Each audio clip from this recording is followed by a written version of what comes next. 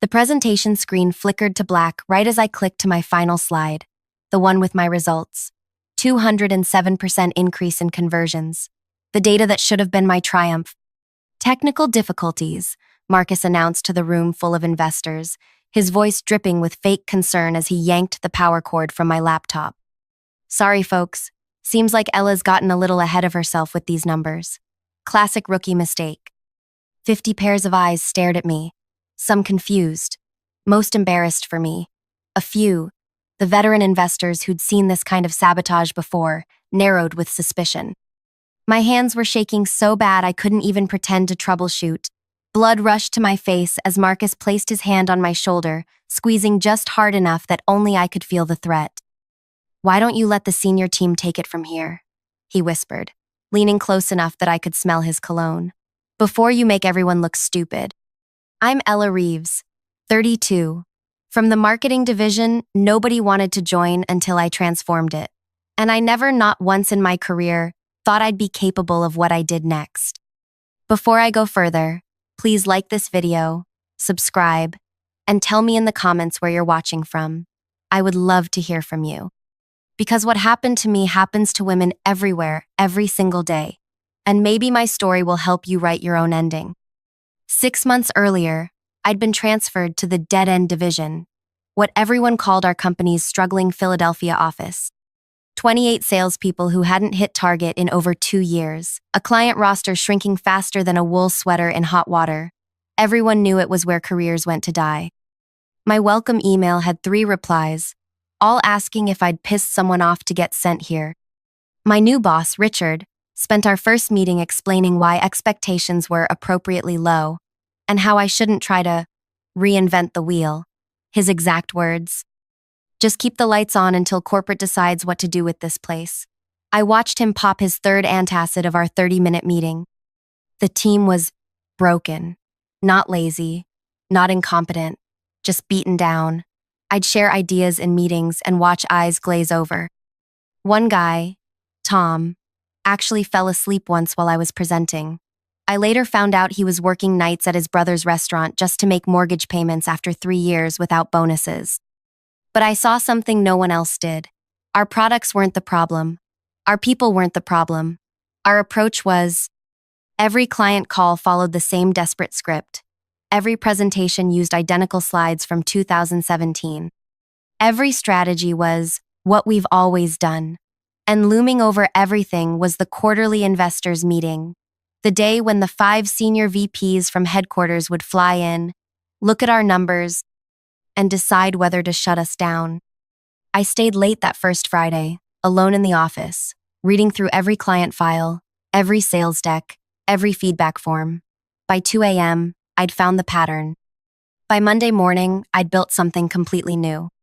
"This isn't the approved sales approach," Marcus said when I presented it at the Monday meeting. He was VP of sales, based out of headquarters, but overseeing our division's slow death. He only showed up once a month, always in crisp suits that cost more than most of my team made in a week. "The approved approach isn't working," I said. "We're down 68% year over year." "Sometimes markets just don't perform," he shrugged. "That's business." "It's not the market. It's us. We're solving problems our clients don't have anymore." The room got quiet. I'd only been there a week. Who was I to challenge how things worked? "That's cute, Ella." Marcus smiled in that way men do when they're not taking you seriously. "But we need to stick to the program. Right, Richard?" Richard, my direct boss, wouldn't meet my eyes. Just nodded and mumbled something about processes and consistency. I should have backed down. Should have played the game. But I couldn't. Not when I saw how defeated everyone looked. "Give me 2 weeks," I said. "Let me try this with just my accounts. If it fails, I'll fall in line. If it works, we all benefit." Marcus laughed. "You've got moxie. I'll give you that." He agreed. Not because he believed in me, but because he thought I'd fail. Nothing like watching the new girl crash and burn to reinforce the status quo. Those 2 weeks, I barely slept. I rebuilt everything, from how we identified client pain points to how we structured pricing. My approach was radically simple. Actually listen to what customers needed instead of pushing what we wanted to sell. By day 10, I'd closed 2 deals that had been prospects for over a year. By day 14, I'd renewed a client everyone said was lost. When I presented the results at our team meeting, there was this moment of stunned silence. Then Tom, the same Tom who'd fallen asleep during my first presentation, said, "Show me how you did that." Not with suspicion, with hope. Over the next month, 5 team members asked to try my method. Then 10, then all 28. Richard was cautiously supportive, though I could tell he was worried about rocking the boat with headquarters. Our numbers started climbing. Not just a little dramatically. Clients who hadn't returned calls in months were signing new contracts. The office had energy again. People stopped bringing in job listings to share at lunch. That's when the whispers started. Not from my team, but from the other divisions. The golden children who'd always hit their targets, who got the best leads, the biggest budgets. She's gaming the system. She's poaching clients from other territories. Those numbers can't be real. Marcus started showing up weekly instead of monthly, sitting in on my calls, questioning my reports, asking for verification of every sale. He'd send emails at 10 p.m. asking for documentation by 7 a.m. "I'm just doing my job," I told Richard after Marcus demanded yet another audit of my numbers. Richard looked uncomfortable. "Some people at headquarters feel your methods are unorthodox." "Unorthodox but effective," I countered. "We're up 93%. That kind of growth makes other divisions look bad in comparison. Isn't that their problem? Shouldn't they improve instead of trying to tear us down?" Richard gave me a look that was part pity, part warning. "This company has certain ways of doing things, Ella. Certain hierarchies." I didn't understand then. Thought it was just office politics. I didn't realize I was threatening an entire system built on mediocrity and excuse-making. As our success grew, so did the resistance. Leads that should have come to us mysteriously went elsewhere. Our IT requests went to the bottom of the queue. Expense reports that used to take days to process suddenly took weeks. But we kept winning anyway. My team was on fire. For the first time in years, they believed in themselves. We hit 150% of target by month 4. When the quarterly investor meeting was announced, Richard told me I'd be presenting our results. It was unprecedented. Usually only VPs presented to investors. "You built this," Richard said. "You should be the one to show what you've done." I spent weeks preparing. This wasn't just about me, it was about my team. About proving that we weren't the failure everyone thought. About showing that sometimes the approved approach isn't the right one. The night before the presentation, I received a calendar invite. Marcus had scheduled a pre-meeting alignment for 7 a.m., just an hour before the investors arrived. I should have seen the trap. I walked into that room to find all 5 senior VPs waiting. Marcus, Claudia from marketing, Drew from product development, Sanjay from operations, and Rebecca from finance. "We've reviewed your presentation," Marcus began, sliding a USB drive across the table. "We've made some adjustments." I opened the file on my laptop. They'd completely rewritten my presentation. My 207% increase was now exceeding targets by a significant margin. All specific numbers were removed. All mention of my new methodology gone. "What is this?" I asked. "A more appropriate framing," Claudia said. "One that acknowledges the contributions of all divisions. But these aren't the real results. We've achieved something unprecedented here."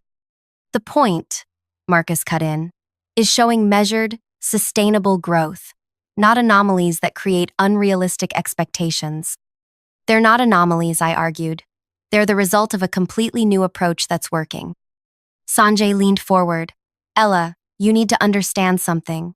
When you show numbers like yours, it makes every other division look like they're failing. Maybe they need to change their approach too." Rebecca actually laughed. "You've been here, what, 5 months? And you think you know better than people who've built this company over decades?" "I know what's working for my team." "Your team," Marcus emphasized the word, "is part of a larger organization. An organization with established methods and protocols." "Protocols that weren't working," I shot back. "We were about to be shut down." Drew, who'd been quiet until now, spoke up. "No one's denying you've had some success. But sustainability matters. Consistency matters. The methods you're using, they're not scalable across the organization. You haven't even tried them, I said. We don't need to, Marcus said. We know what works long term. I looked around the table, suddenly understanding. This wasn't about my results being wrong, it was about my results being too right. About what would happen if investors started asking why every division couldn't perform like mine. About 5 VPs who might have to explain why they'd settled for mediocre when exceptional was possible. I won't present false information, I said, closing my laptop. You'll present what the company needs you to present, Marcus said, no longer bothering to hide his threat. Or I'll personally make sure everyone knows how you manipulated these numbers. Manipulated? They're verified. Your own audits confirmed them. Things get lost in interpretation, he shrugged. Metrics can be viewed different ways. I looked to Richard for support, but he was studying his shoes like they held the secrets of the universe. So those are my choices? Lie or be accused of lying? We prefer to think of it as being a team player, Claudia smiled. Now, shall we head to the conference room? The investors are arriving. That's when I made a decision. I copied my original presentation onto my laptop, closed the edited version without saving, and walked out with my head high. You already know how that ended, with Marcus yanking my power cord, with 50 investors watching me stand humiliated as the senior team rescued the presentation, with my carefully built methodology repackaged as ongoing strategic adjustments showing promising early indicators.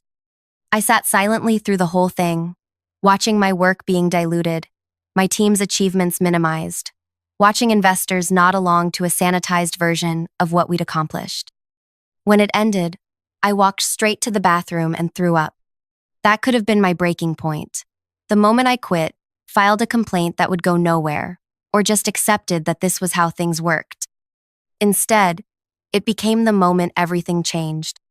I didn't sleep that night, not a wink, just sat on my balcony watching the city lights, something cold and hard crystallizing inside me. By morning, I wasn't sad anymore, I was calculating. I called in sick, first time ever, and spent the day assembling everything. Every email confirming my results. Every client testimonial. The before and after data showing exactly what my methodology had accomplished. The 4 separate audits Marcus himself had ordered that verified my numbers. Then I did something I should have done months earlier. I started making calls to people I trusted at other companies. I need perspective, I told my former mentor from my last job. Is what I'm experiencing normal? She listened to the whole story without interrupting, then said something that shifted everything for me. Ella, they're not afraid your approach doesn't work. They're afraid it does. Because if you're right, what's their excuse for years of underperformance? That afternoon, I received a company-wide email announcing that our division's promising pilot program would be integrated into standard company protocols under senior leadership oversight. Corporate speak. We're taking Ella's work and pretending it was ours all along. No mention of me, no acknowledgement of my team's efforts. Just Marcus smiling in the attached photo, promising evolutionary improvements to our sales methodology. I forwarded the email to my personal account, adding it to my growing folder of evidence. The next morning, I walked into Richard's office without knocking. He jumped slightly, guilty eyes darting to his screen, where he was updating his LinkedIn profile. We need to talk, I said. Ella, look, I know yesterday was difficult. I'm not here to complain. I'm here to make a proposal. I laid out my plan. I wanted to formally document my methodology, train the entire division properly, and present the full results at the next investor meeting. No distortions, no politics, just the truth. Richard kept glancing at his door like he expected Marcus to burst in. It's not that simple. It actually is, I countered. Either the company wants real results or it wants comfortable excuses. Which is it? He sighed, the sound of a man who'd surrendered his backbone years ago. I'll talk to Marcus. No need, I said. I've already requested a meeting with all 5 VPs for tomorrow morning. I just need to know, are you with me or are you with them? The silence stretched between us. Finally, he said, I have a mortgage, Ella. 3 kids in college. I nodded, understanding everything he wasn't saying. Then I'll do this myself. That night, an email from HR appeared in my inbox, scheduling a performance review at the exact time I'd requested my meeting with the VPs. Classic silencing tactic. So, I went nuclear. At 7 a.m. the next morning, I walked into the executive floor with copies of my full, unedited report for every board member, not just the 5 VPs. I'd spent all night breaking down exactly how my approach differed from company protocol, with data showing why it worked better. I included testimonials from clients who'd specifically mentioned how refreshing our new approach was. The receptionist tried to stop me. The board isn't expecting you. But I walked right past her. Sometimes confidence is all you need. I entered the boardroom where they were having their monthly breakfast meeting. 12 people looked up, forks pausing midair. Ms. Reeves, the CEO, David Harmon, said with mild surprise, I don't believe you're on the agenda today. I'm not, I said, distributing my reports around the table. But what I have to say can't wait. Marcus stood up. Ella, this is completely inappropriate. You pulled my power cord in the middle of my presentation. I cut him off. We clearly have different definitions of inappropriate. Someone choked on their coffee. The room went utterly silent. For the next 17 minutes, I timed it. I walked them through everything. The real numbers, the methodology, the systematic attempts to suppress and then co-opt my work. I didn't raise my voice. I didn't get emotional. I just laid out facts with the precision of someone who knew they were right. So I have a simple question, I concluded. Does this company want actual innovation and growth, or just the appearance of it? Marcus was practically vibrating with rage. This is absurd. She's completely distorting.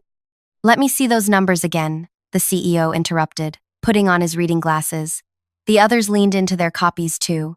You could have heard a pin drop as they reviewed my data. Finally, David looked up. 207%? And these are verified? By the company's own auditing process. 4 separate times. He turned to Marcus. Why wasn't I shown these actual figures? Marcus shifted in his seat. We felt it was more appropriate to present sustainable projections rather than anomalous. Is 207% an anomaly if it's been consistent for 4 months? I interrupted. Is it an anomaly if it's spread across our entire division? Is it an anomaly if clients are specifically renewing contracts because of it? Claudia tried to rescue him. What Ella doesn't understand is the broader organizational context. What I understand, I said, still eerily calm, is that I turned around a failing division using methods this leadership team actively tried to suppress. And now you're planning to implement a watered-down version of my work without credit, while sidelining me with a performance review. Several board members exchanged glances. This clearly wasn't the morning meeting they'd expected. David removed his glasses. Miss Reeves, would you give us the room for a few minutes? I nodded and walked out, legs somehow not betraying how badly they wanted to shake. I sat in the reception area, ignoring Marcus's assistant, who was clearly texting him updates about where I was. 23 minutes later, the boardroom door opened. David beckoned me back in. The atmosphere had changed. Marcus wouldn't meet my eyes. Claudia was furiously writing notes. The other VPs looked like they'd been through a hurricane. Miss Reeves, David began, the board has some questions about your methodology. For the next 2 hours, I walked them through everything in detail. Not just what I'd done, but why it worked, how it could be scaled, where the resistance had come from. I held nothing back.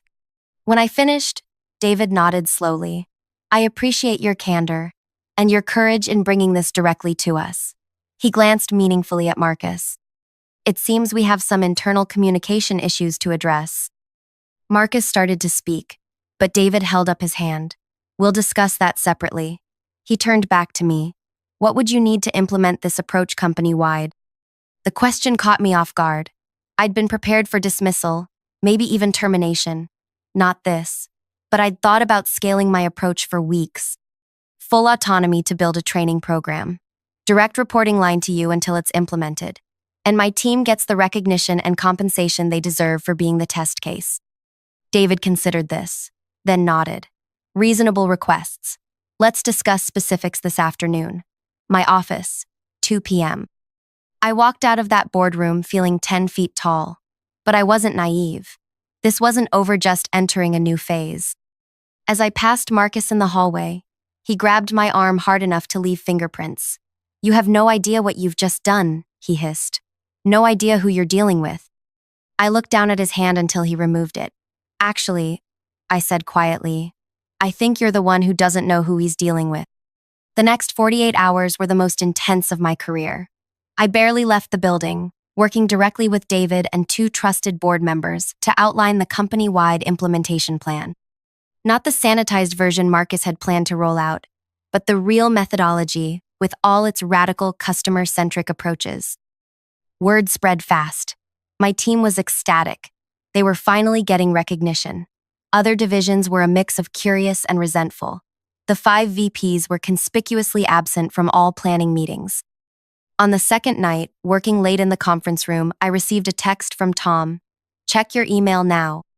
There it was, a company-wide announcement.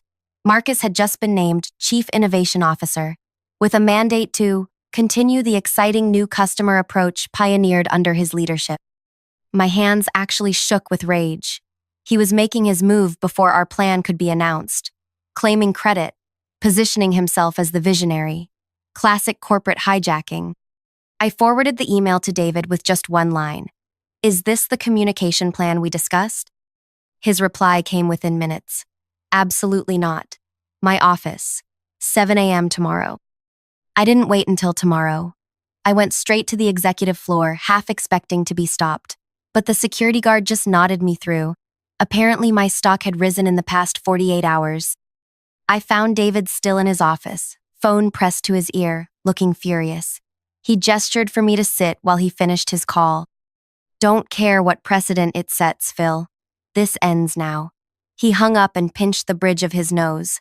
Marcus issued that announcement without authorization. He's trying to position himself as the creator of my methodology before we can implement the real plan. David nodded. Marcus has always excelled at one thing: self-preservation. He leaned back in his chair. "I owe you an apology, Ella. I knew there were issues with how the senior team operated, but I didn't realize how systematic the suppression of new ideas had become." "It's not just ideas being suppressed," I said. "It's people." "I'm beginning to see that." He tapped his desk thoughtfully. "The board and I have been discussing next steps since your presentation. We were planning to announce changes next week, but Marcus has forced our hand." He checked his watch. "It's late, but this can't wait until morning. I need to make some calls." By 11 p.m. that night, everything had changed again.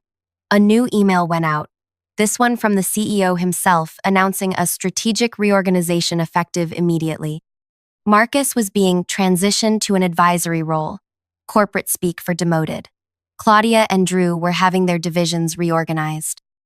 And I was being named head of an entirely new division, the Customer Success Group, with authority to implement my methodology across the entire company. The email concluded with a line that made me smile through exhausted tears. "We will be hosting a special investor presentation next month to unveil this new approach and introduce the architect behind it." My phone exploded with messages, congratulations from my team, shocked reactions from colleagues in other divisions, and one particularly satisfying text from Richard. "You did it. I should have believed in you more." I went home at midnight, slept for 4 solid hours, and returned to a completely different company. People who'd never spoken to me were suddenly finding reasons to stop by my office, which was being moved to the executive floor. IT requests that had languished for months were miraculously resolved overnight. The next week was a blur of meetings, planning sessions, and onboarding for my expanded role. I insisted that my original team receive substantial bonuses and promotions non-negotiable in my acceptance of the position. Then came the part that truly felt like justice. Marcus had to sit through a training session on my methodology, led by me. Company policy required all senior staff to complete the training, even those in advisory roles. He sat in the back row, arms crossed, face locked in a rigid smile, as I detailed the very approach he'd tried to suppress and then steal. During the break, he approached me at the coffee station. "Impressive coup," he said, voice low. "Enjoy it while it lasts." "It's not a coup, Marcus," I replied. "It's meritocracy. Results matter." "Results," he scoffed. "I've been here 12 years. Built relationships you can't imagine. This little victory tour of yours? Temporary." I stirred my coffee calmly. "That's where you're wrong. See, the difference between us is that I actually care if the company succeeds. You only care if Marcus succeeds." His face flushed red, but people were watching. He knew it. With a tight nod, he walked away.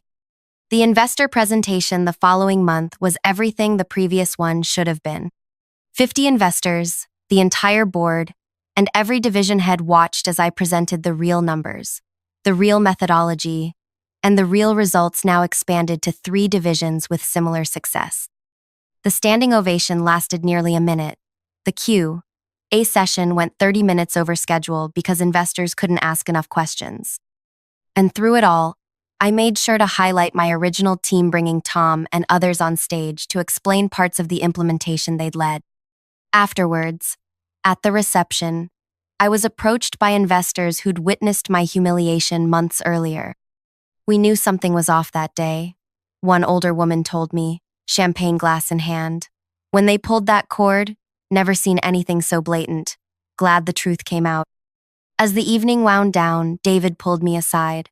"The board is impressed, Ella. Very impressed. They've authorized an expansion of your division and," he smiled, "a seat at the leadership table. Vice President of Customer Success Group. We'll announce next week." I thought I'd feel pure triumph. Instead, I felt something more complex: vindication mixed with responsibility. This wasn't just about proving Marcus and the others wrong. It was about creating a company where the next person with an innovative approach wouldn't have to fight the same battles. 2 months later, I passed Marcus in the hallway. He was carrying a box of personal items. The advisory role had apparently come to its natural conclusion. He didn't look at me, just kept walking toward the elevator. I didn't feel the satisfaction I'd expected, just a quiet certainty that the system had finally worked the way it should. In my new office, yes, with an actual door and window, I found a handwritten note from David. "Innovation without politics. Results without excuses. That's the company we're building now. Thank you for showing us the way." That note still sits framed on my desk, a reminder of what happens when you refuse to minimize your light just because it makes others uncomfortable with their shadows. Last week, one of our newer team members asked me how I'd advanced so quickly. I told her the truth. I didn't play the game. I changed it. The corporate world runs on unwritten rules designed to maintain the status quo, but sometimes those rules need to be broken for real progress to happen. Sometimes the most revolutionary act is simply refusing to hide how good you really are. So if you're watching this, and someone's trying to dim your shine, whether it's at work, at school, or anywhere else, remember, your results aren't the problem. Their insecurity is. Never downplay your success to make others comfortable with their mediocrity. Have you ever had someone try to take credit for your work? Or been told to tone it down because you were making others look bad? I'd love to hear your stories in the comments. And if you're currently struggling with workplace sabotage, drop a comment with "advice needed," and I'll share more specific strategies from my experience. Don't forget to subscribe for more real stories about navigating the complicated worlds of career, relationships, and personal growth. Next week, I'll be talking about how to identify allies versus saboteurs in your workplace. Trust me, they're not always who you expect. Remember, in a world full of people waiting for permission to succeed, be the one who gives yourself permission first. Sometimes the most powerful revenge isn't getting even, it's getting ahead on your own terms.